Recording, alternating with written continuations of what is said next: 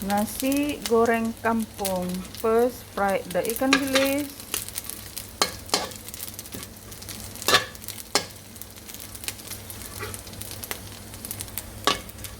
It's almost brown. Add 2 shallot. I didn't put chili because I'm gonna give it to my kids. Put it aside. Add 1 egg. Then add the rice. 1 bowl of rice for 1 person.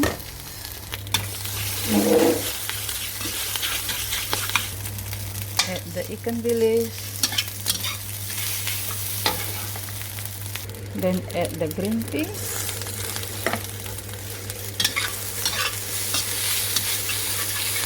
Sprinkle a bit of pepper. 1 teaspoon of light soya. Mantap. Simple and nice. Thank you for watching. Okay, my kampung fried rice is ready.